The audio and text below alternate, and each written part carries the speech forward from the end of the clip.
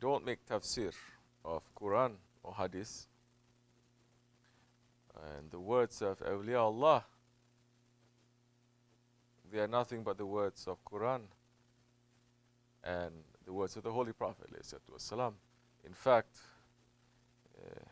Mawlana Rumi, his Masnawi, has often been described as the Quran in Farsi.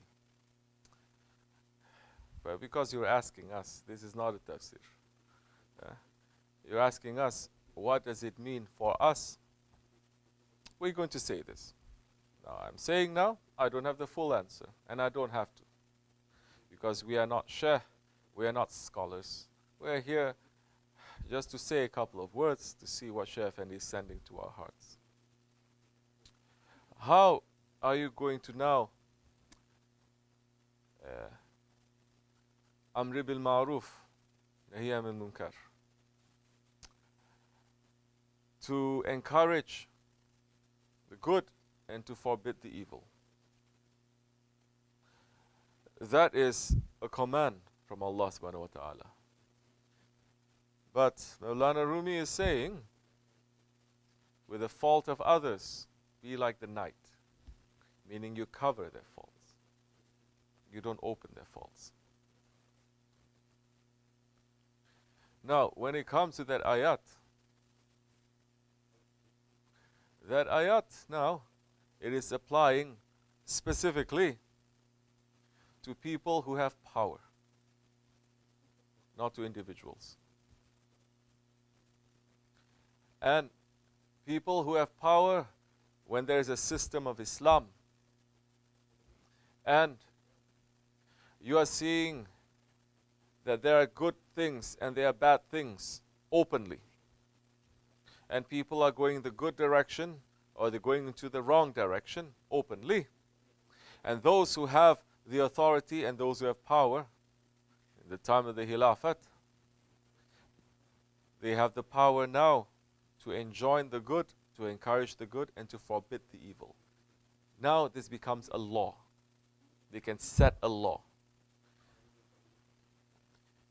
Individually, we cannot set a law to each other. Understanding? Individually, we cannot. Especially now, that is the time when there is an Islamic system. Now there's no Islamic system. It's even worse now. So, to enjoin the good and to forbid the evil now, because there is no real Islamic countries too, then they don't do that. And the fault and the blame goes to those Muslim leaders. Muslim leaders means those ones who have authority, power politically, and who have authority with their religion, the scholars. It falls on their heads, not on individuals like you and me. We are not scholars. We are not people who have political power. We are not people who have economic power. We are not people with any kind of power. We are fakir dervish. Astaghfirullah. So, it does not apply to us, and we are free from that. Those ones who have still, they have the power and they're not doing it, all blame goes to them. And of course, they're going to be questioned heavily for that. Mawlana Rumi, Qadasallahu Sir, a lot of his advice, especially the advices of Mawlana, and one of the reasons why he is very popular and very famous now, especially in the West, is because a lot of what is happening, his teachings, in his way, in the Mevlevi way, it is interpersonal. It is between person and person. It is not between communities and communities so much, and is not between state and state so much, or empire and empire so much. And it fits into this second Jahiliyyah. It fits into the Western mind, because now everything is just personal. Everything is personal.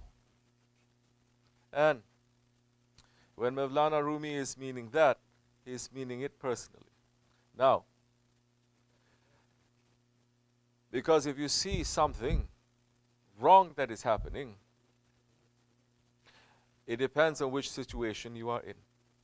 If you are in a situation where you are in a dergah, for instance, a religious community, somebody that you trust, and you see something that is wrong, see someone committing something that is wrong, and you're knowing that person is trying to hide the wrong thing.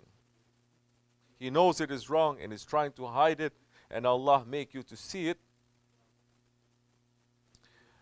Shaykh Effendi has also said, Allah is making you to see it to teach you a lesson. First to yourself.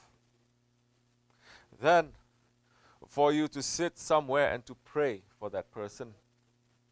For all those wrong actions and all those wrong intentions to go away.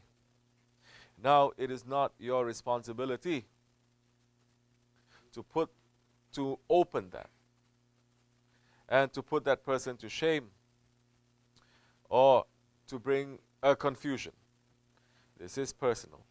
Now, let me tell you a story. Holy Prophet ﷺ, it's not a story, it's an incident that happened.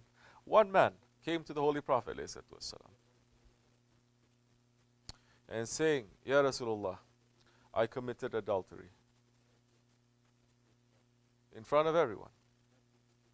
Holy Prophet ﷺ turned his face and said, I'm not hearing anything. I don't know what he's saying.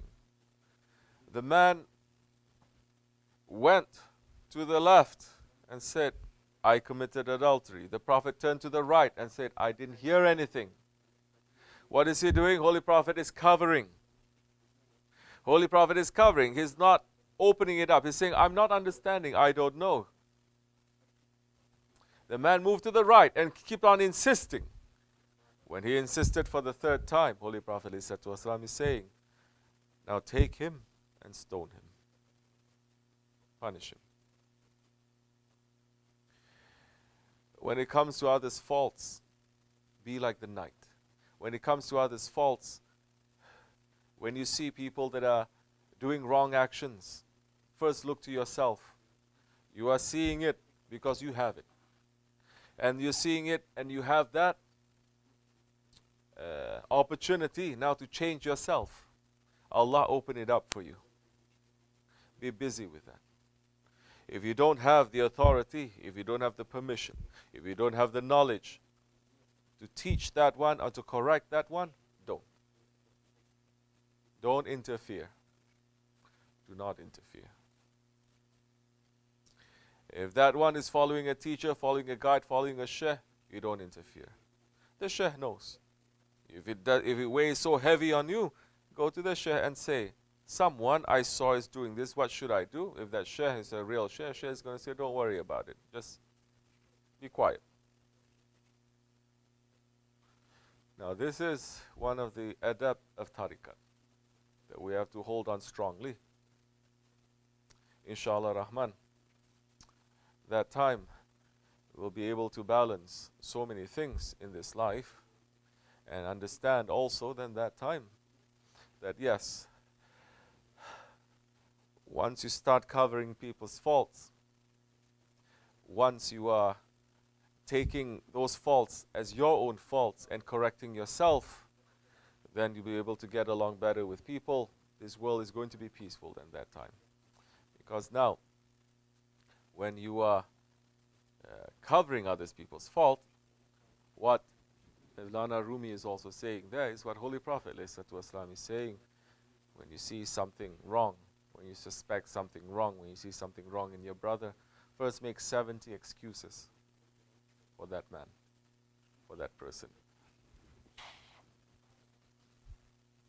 So, the situation changes a little bit. Of course, if you're living in a community, live in a community with a sheikh, then that changes a little bit. But we should not be interfering so much. If you know someone is sick, you're going to give the person a medicine. You're not going to go to the person and say, look at you, you're sick, you're sick, you're sick. No, you're going to find a medicine. Now the medicine may be in a prayer, the medicine may be in covering his fault, and letting the awliya Allah to work on him, for him to understand and realize by himself, inshallah. Evet.